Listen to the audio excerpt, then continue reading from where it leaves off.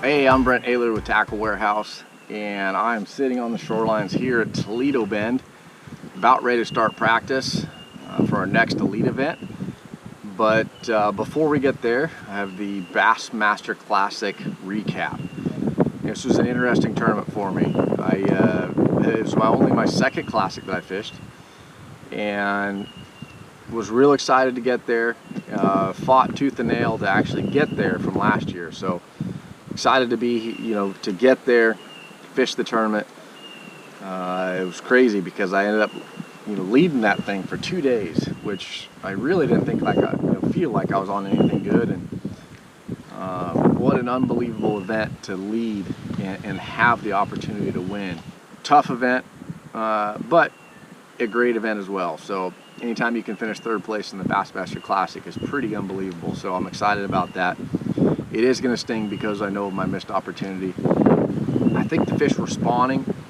I think they were also pre-spawn in there. I'm sure they were also post-spawn. So the fish were kind of in all three stages, and they're around these real shallow sticks. The water was fairly stained, and when I say shallow, the couple of the fish I caught, I saw a mud boil when I caught them. So I know that they were only in about 6 inches to a foot of water.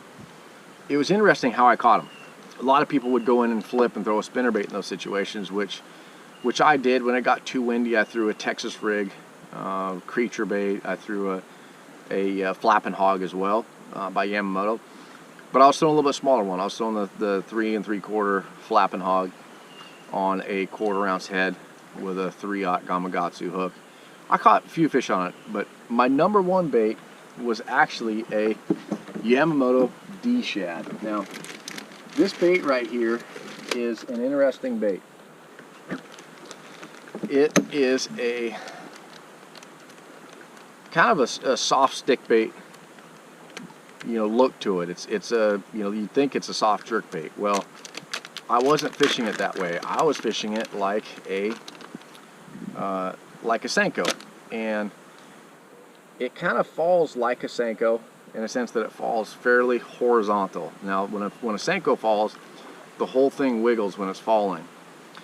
Well, what I did is I put this on a 3/0 Gamakatsu EWG hook and just a normal Texas rig.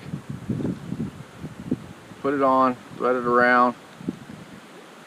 I Texposed that hook, so the hook is all the way through.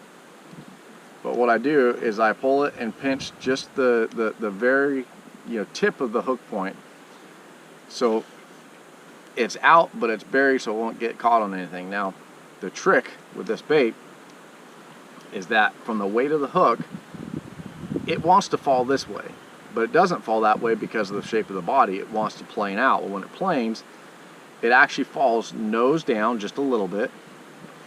Well, this tail shimmies like a Senko. So when this thing's falling, it's falling just a little bit at an angle, and it's shimmying while it's falling. It falls a little faster than a Senko, which I also like because I was able to fish a little bit faster and cover more water. Well, this bait to me is mimicking a bluegill. So it's falling and that tail is kicking, and it's just kind of fluttering down and wiggling as it's going, and it looks like it's swimming.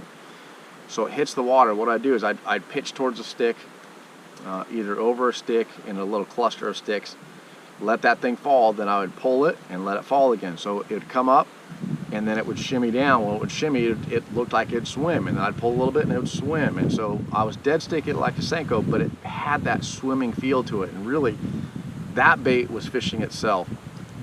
I've never relied on the Yamamoto D Shad like I did there. This bait almost won the Bassmaster Classic for me. This was the number one bait that I threw. I'm still in awe that I didn't win because I really felt like I was in the area. I had the bites. I lost a few. I broke a few off. Everyone does that. That happens. Everyone in the top 10 would have told you that. Everyone in the top 20 would have told you they lost fish to be up near the top.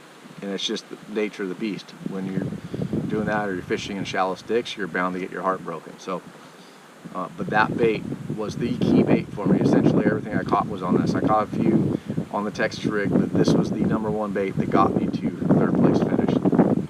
Now, the setup I fished this on was one of my rods.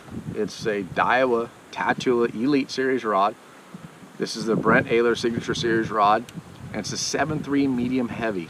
This is a great rod for just all-around fishing. When I pitched a Texas rig in the same area, I threw it on the same rod, a 7.3 medium heavy. A lot of times people overpower their fishing. They don't need a big 7.6, 8-foot flipping stick for a lot of applications. You can get away with a 7.3, 7.4 foot rod and a medium heavy action rod like this. This is a multi-purpose rod. This is what we call it, is the multi-purpose. You can do a lot of things with it. So 7.3 medium heavy.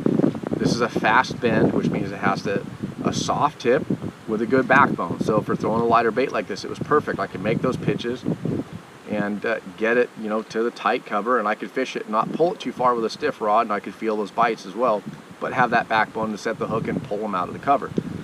I caught a 912, a 9 3/4 ounce fish over a stick, and I caught it on this setup. 7.3 medium heavy. I was able to pull that fish over the stick and get him in the boat. The other thing was the line. The line was a big key for me. I was throwing 18-pound sunline shooter. I don't really throw that line that much. I'm just starting to throw it. It's a unique line. It's kind of that in-between. It's not too heavy. It's not too light. I wanted a heavier line for the cover that I was fishing, but I wanted a light line as well so I could get the proper fall out of that Yamamoto D Shad. So I went with the 18-pound shooter. I went with the Tatula SV reel with an 8.1 gear ratio. Anytime I'm throwing a slow bait, a bottom bait, a worm, a jig, I want the 8.1 to be able to catch up to the fish and get a good hook set on it. So 8.1 gear ratio. One thing that was really key about this reel, the SV spool is great for casting light baits. And what I also noticed is that I can't skip a Yamamoto Senko on a bait caster. It's too light of a bait. With this SV spool on the Tatula, I was able to pitch this bait under tree limbs and skip it back under. If you go over, you'll never land the fish because you're gonna have to pull them over multiple sticks after you set the hook and get them, you know, and actually hook them. Way too many things go wrong when you're over. So I was fishing, you know, these bushes, that these limbs would come out. Well, the better ones were the ones that were splayed out more like this, where they're flat. So you'd have these tree limbs. If this is the water, like this, you'd have these tree limbs that were sticking way out, but the fish were always around the bases, like this. I could go here, over all these limbs, but like I said, I'd have to drag them over.